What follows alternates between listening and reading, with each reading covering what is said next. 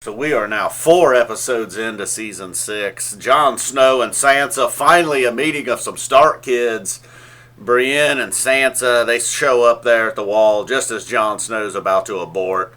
She kind of gives, obviously, I guess they give each other the deal because it just kind of fast forwards to them sitting down and she appears to know the deal. He knows the deal.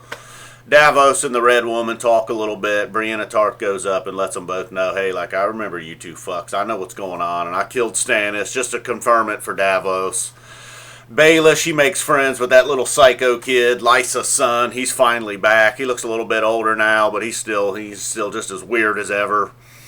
Peter brings him a falcon as a gift, and that just, the little kid's just enthralled by that. Meanwhile, Peter's making a deal, kind of getting himself in charge with the Lord of the Vale there, the new Lord of the Vale, but really he's just making a deal to align the Knights of the Vale to go help Jon Stark and Sansa. And let's see, what else happened? Tyrion and Varys, they're over there. They're making deals while the Khaleesi's gone. We'll see how long these deals stand, but they had to do something to get the Sons of the Harpy off their back. They get that done. Meanwhile, the Khaleesi, well, you know where the Khaleesi's at. We'll get to her here in a minute. Jorah and Darko, they're going after her.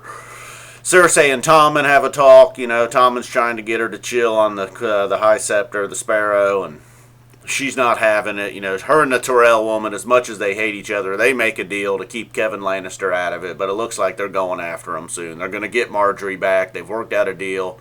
They got some troops. Jaime Lannister, of course, is right there next to his sister. He's ready to get the deal done, too. He wants to get Margaery back. Reek tries to go home. Well, Reek does go home. He talks to his sister. His sister really wants nothing to do with it.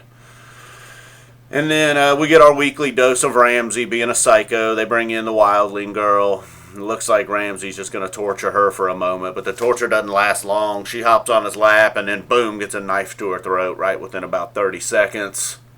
He sends him a nice little letter to Jon Snow, threatening Jon Snow. Basically, he's trying to start a Twitter war with Jon Snow, telling him, look, I'm coming for Sansa. I've got your brother. That kind of changes the Jon Snow deal, too. Jon Snow just wants to get out of here. He told Sansa how, look, I'm done fighting. I just hung a fucking 10-year-old or whatever.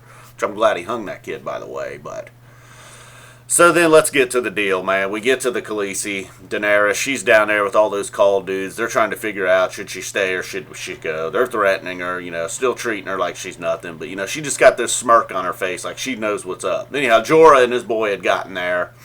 So, Khaleesi knew she had some backup. I'm just waiting for the dragon to show up anytime and be like, what's up, bitch? Just to burn the roof off that place. But that's not what happens. Khaleesi burns them all herself. She's got all the leader dudes in there. She throws over their little burning things they had going on. And takes all of them out. The place is just completely in flames.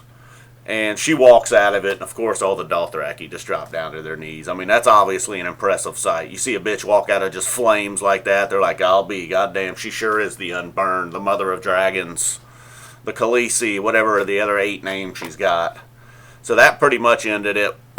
Boom. I'm Fzappa 20. Like I said, this is the 4th episode. Thanks for watching, guys. You keep hitting the thumbs up. I'll keep making the videos.